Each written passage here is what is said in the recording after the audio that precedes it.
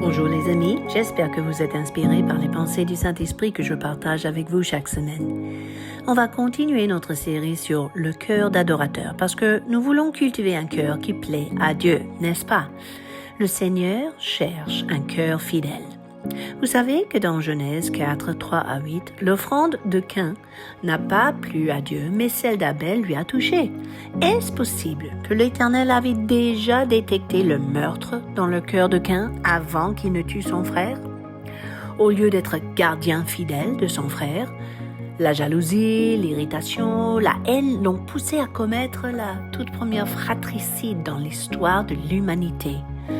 Au lieu de rester fidèle à son frère, il a fini par l'assassiner. Je crois que notre génération souffre d'un manque de fidélité. On voit des chrétiennes quitter leurs assemblées quand ils ne sont pas d'accord ou sont mécontents. On voit des pasteurs, des leaders, des louangeurs même tomber dans l'adultère.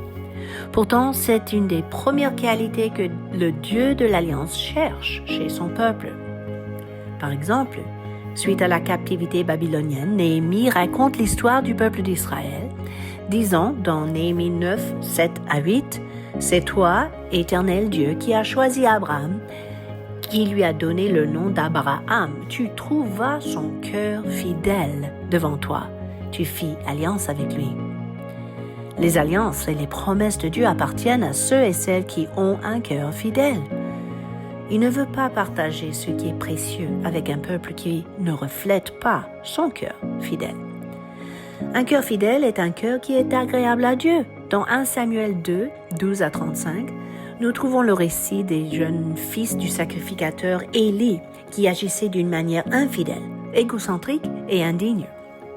Verset 17 dit « Ces jeunes gens se rendaient coupables devant l'Éternel d'un grand péché, parce qu'ils méprisaient les offrandes de l'Éternel. » C'était à l'époque où le jeune garçon Samuel servait aux côtés d'Élie, le sacrificateur. Dans le verset 26, nous lisons que le jeune Samuel continuait à grandir et il était agréable à l'Éternel et aux hommes. Vous voyez, le jugement de Dieu est tombé sur les deux fils d'Élie, Ophni et Phinéas, et Dieu annonce qu'ils vont mourir tous les deux le même jour. C'est horrible, c'est triste. Mais tout de suite après cette annonce, le verset 35 dit « Je m'établirai un sacrificateur fidèle qui agira selon mon cœur. » Dieu, en fait, cherchait une génération de jeunes fidèles. Et quand ils n'étaient pas à la hauteur, il est passé à d'autres. Mes amis, prions que nos jeunes restent fidèles et agissent selon le cœur de Dieu. L'importance de transmettre à la prochaine génération de quoi susciter un cœur fidèle se répète encore dans le psaume 78, 5 à 8. C'est un cantique d'Asaph. Et parlant de l'Éternel, il écrit « Il a établi un témoignage en Jacob. Il a mis une loi en Israël. Il a ordonné à nos pères de l'enseigner à leurs enfants pour qu'elle fût connue de la génération future, afin qu'ils missent en Dieu leur confiance, qu'ils n'oubliassent pas les œuvres de Dieu et qu'ils observassent ses commandements, afin qu'ils ne fussent pas comme leur père, une race indocile et rebelle, une race dont le cœur n'était pas ferme et dont l'esprit n'était pas fidèle à Dieu. » Il a insisté que c'était nécessaire de transmettre à la génération suivante les merveilles de Dieu afin de développer un cœur fidèle. Dans 1 Roi 2, 3 à 4, David exhorte son fils Salomon. « Observe les commandements de l'Éternel ton Dieu en marchant dans ses voies, afin que l'Éternel accomplisse cette parole qu'il a prononcée sur moi. Si tes fils prennent garde à leur voie en marchant avec fidélité devant moi, de tout leur cœur et de toute leur âme, tu ne manqueras jamais un successeur sur le trône d'Israël. » Et encore un chapitre plus loin, dans 1 Roi 3, 4 à 6, nous constatons que Salomon lui-même a bien observé la fidélité de son père. Car quand Dieu lui dit « Demande tout ce que tu veux et je te le donne », Salomon répond « Tu as traité avec une grande bienveillance ton serviteur David, mon père, parce qu'il marchait en présence de Dieu dans la fidélité. » Et puis, par la suite, Salomon a même écrit à ses propres fils dans Proverbe 3, 3 à 4, que la bonté et la fidélité ne t'abandonnent pas. Lis-les à ton cou et écris-les sur la table de ton cœur.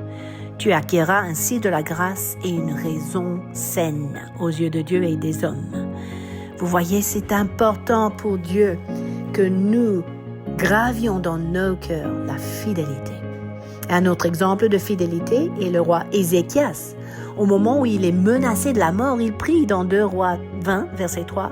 « Ô Éternel, souviens-toi que j'ai marché devant ta face avec fidélité et intégrité de cœur, et que je n'ai fait ce qui est bien à tes yeux. » Et figurez-vous, Dieu lui a rajouté 15 ans de plus. À un moment donné, Josaphat est roi de Judée. Dans 2 Chroniques 19, 8 à 9, nous voyons qu'au retour à Jérusalem, Josaphat y établit aussi des Lévites, des sacrificateurs et des chefs de maison. Et voici les ordres qu'il leur donna. Vous agirez de manière suivante, dans la crainte de l'Éternel, avec fidélité et avec intégrité de cœur. La fidélité compte énormément pour le Seigneur. Il est temps pour vous et moi de la cultiver davantage, mes amis. Et bien sûr, on ne peut pas parler de la fidélité du cœur sans se rappeler des paroles du Maître à ses serviteurs fidèles dans Matthieu 25, 21 et 23. « C'est bien, bon et fidèle serviteur. Tu as été fidèle en peu de choses. Je te confierai beaucoup. Entre dans la joie de ton Maître. » Mes amis, je veux entendre ces paroles de mon Maître à la fin de ma vie. Et vous? Que nous développions intentionnellement un cœur fidèle, non seulement pour être récompensés, mais surtout pour plaire réellement à notre bien-aimé. À bientôt!